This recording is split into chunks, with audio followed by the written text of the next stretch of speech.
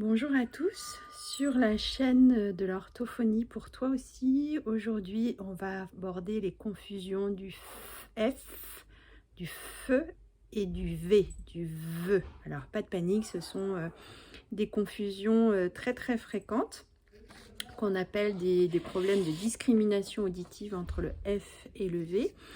Alors, pour travailler, on va dessiner et faire appel à la petite mémoire visuelle. Prendre un mot-clé. Alors, moi, j'ai choisi la feuille pour le feu et la voiture pour le VE. Pourquoi? Parce que au niveau de l'articulation, le F et le V, ils se prononcent de la même façon. Si je l'ai dit à voix chuchotée, vous ne ferez pas la différence au niveau articulatoire. Par contre, si je l'ai dit tout haut et v, on entend la différence. Alors, qu'est-ce qui fait la différence entre les deux et que le fait qu'on ait du mal à différencier, c'est que pour le f, l'air sort uniquement par la bouche et on appelle ça une sourde parce qu'il n'y a pas de vibration des cordes vocales. Par contre, pour le v, voilà, les cordes vocales vibrent. On peut vraiment mettre la main de l'enfant sur votre cou ou sur le sien et faire vibrer. C'est pour ça aussi que j'ai choisi de mettre une voiture parce qu'il y a un petit moteur, tout comme il y a un moteur qui se met en route pour faire le v. Alors, comment est-ce que je travaille le feu et le VE? Donc sur la feuille, vous avez vu, j'ai mis un repère avec le feu, un repère avec le VE. Et je vais prendre des images que je découpe, que je dessine ou que l'enfant dessine comme vous préférez. Et on va dire les mots. Voilà. Alors, ce qui est le mieux, c'est de commencer avec un ordre, c'est-à-dire on va mettre le phonème, donc le son F ou le son V au début, puis dans des mots où le son est placé au milieu, puis dans des mots à la fin. Alors là, je les ai pas triés, hein, mais on va faire des mots comme fait qu'on va placer sur la feuille. Est-ce que j'entends F dans fait ou est-ce que j'entends V dans fait? V dans fait, oui. Voilà, et je positionne ma carte dans la bonne case. Après, vous avez des mots comme vin,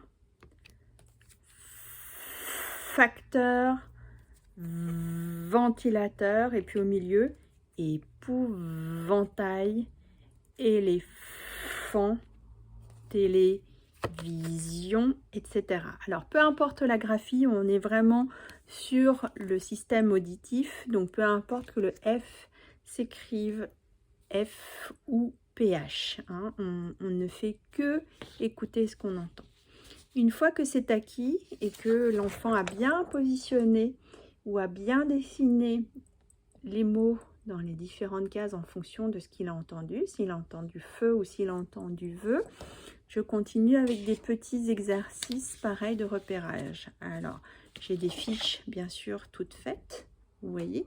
Il y a différents dessins, voilà, que je vous montre. Et il a juste à entourer si on entend F ou V.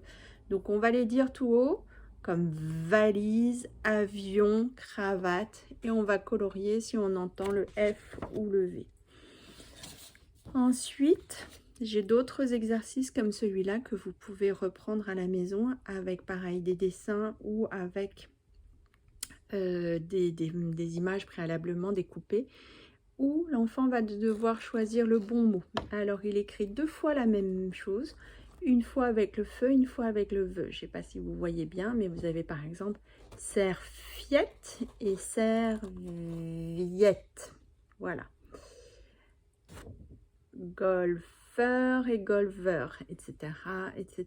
Et l'enfant va devoir choisir lui-même le bon son. Alors, on peut le faire bien sûr à l'oreille, ou si l'enfant est lecteur, c'est à lui de se débrouiller tout seul. Enfin, l'enfant va écrire tout seul le son. Alors, ici, on a choisi le F. Si c'est PH, on lui notifiera que c'est un PH, mais c'est pas très grave pour l'instant. Le principal, c'est qu'il écrive le bon son, pas la bonne orthographe. Hein, je précise. Donc, savon, qu'est-ce qu'on entend? Enveloppe, qu'est-ce qu'on entend? Fantôme, etc., etc. Voilà, pour les plus grands, bien sûr, on peut travailler le langage écrit dans des phrases, par exemple des phrases à trous, qui sont aussi préécrites, vous voyez. Et l'enfant a juste à lire tout haut ou à lire tout bas, il fait l'exercice s'il est grand, et à écrire le bon son. Là, il a choix entre F et V. Voilà, comme ça, vous avez différents exemples. Et puis, il écrit, il complète par le bon son. On ne se centre que sur le son. Voilà, les petites idées pour travailler ces petits soucis de confusion de son qui n'ont rien de grave. N'hésitez pas à donner des moyens mnémotechniques et à avoir des repérages, notamment avec le bruit des cordes vocales en positionnant la main bien au niveau de la gorge pour savoir si les cordes vocales vibrent ou non. Et voilà, je vous souhaite une très bonne journée. Pensez à vous amuser, à dessiner. Tout est prétexte à jouer et profitez bien. Au revoir.